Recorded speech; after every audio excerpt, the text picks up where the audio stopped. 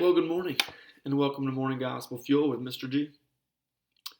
It's Saturday, March 20th, the feast day of Saint Cuthbert, or Cuthbert. Um, he was a 7th century, I believe, 7th century saint of the Kingdom of Northumbria, which no longer exists, but it took place during the medieval time period, as I think I mentioned, um, which is now northeast England and the southeast of what was that? Ireland, I think. I don't remember. Anyway, he did a lot of good things, I guess. Otherwise, he wouldn't be a saint. So, good for him. Today's gospel is from John chapter 7, verses 40 through 53. Let's begin in the name of the Father, Son, and Spirit. Amen. Some in the crowd who heard these words said, "This is truly the prophet." Others said, "This is the Messiah." But others said, "The Messiah will not come from Galilee, will he? Does not Scripture say that the Messiah will be of David's family and come from Bethlehem, the village where David lived?" So a division occurred in the crowd because of him. Some of them even wanted to arrest him, but no one laid hands on him. So the guards went on to the chief priests and Pharisees, who asked them, "Why did you not bring him?" The guards answered, "Never before has anyone spoken like this." So the Pharisees answered them, "Have you also been deceived? Have any of the authorities or the Pharisees believed in him?" But this crowd, which does not know the law, is accursed. Nicodemus, one of their members who had come to him earlier, said to them, "Does our law condemn a person before it first hears him and finds out what he is doing?" They answered and said to him, "You are not from Galilee also, are you? Look and see that no prophet arises from Galilee." Then each went to his own house. Okay, so we have this discussion taking place um, in the crowd in Galilee amongst the chief priests and the Pharisees and everybody else who's not believing in anything that Jesus is talking about. I mean, well, some are, but they're not completely sold on Jesus being the true Messiah and the true prophet.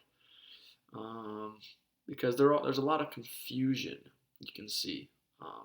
Confusion due to um, lack of clarity on an understanding on how a king is as big as this. Um, the whole world can come from this small town of Galilee, so it doesn't make sense for them. And they know his family background, his family origins of Jesus, so they're like, this surely can't be it. Um, and then just also, I think you can tell that they're threatened. They're threatened by Jesus, because people are even saying how, never before has anyone spoken like this, with such wisdom and such truth, and just countercultural. Because as we know, Jesus said, "Love your neighbor." If somebody strikes you, turn the other cheek. This very calm demeanor of such wise words that can only come from God. And so there's confusion, and there's also pride, in the sense that they don't want anybody to threaten their authority, because we like power, we like authority, we like being right all the time. Um, and that this is what's taking place now amongst this discussion. So, and Nicodemus is kind of defending Jesus, of saying, does our law condemn a person before it hears him first, and then they find out what he's doing? Because they really don't have any just trial for Jesus. There is none. And the people automatically go against him and said, "You're not a Galilean. You're not from Galilee too, are you?" Like, no matter what Nicodemus says, and nobody can defend Jesus. So it just comes to show that we're building and we're building and we're building throughout this Lenten journey, to Jesus eventually getting arrested, scourged, and crucified. So I think as we get through these next couple weeks in Scripture, we'll find that the tension is rising within the Scripture. So with all that being said, there's there's oftentimes traps whenever, especially whenever it comes to theology, but whenever it comes to business, whenever it comes to relationships, whenever it comes to families, there's always this temptation to remain stubborn and bullheaded in whatever it is that we're believing in, because we're so convicted ourselves that we don't open ourselves up to anything else outside of our own limitlessness, I guess.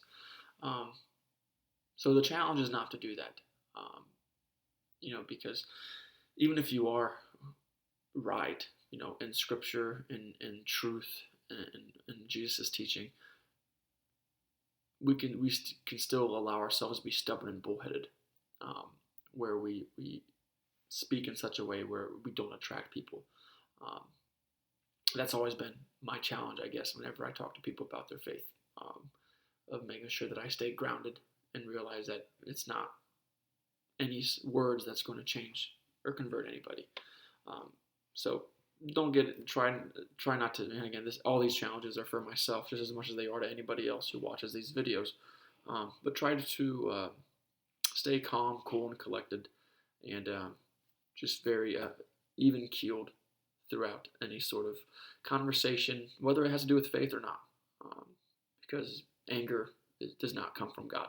So try not to be stubborn and bullheaded to truth, um, and try to be open to things outside of your own. Um, that leads to a good fruitful discussion, as opposed to a discussion in Scripture here that is totally opposed to Jesus, no matter what is said or done. So have a great day. God bless. Keep it real. In the Father, Son, and Spirit. Amen.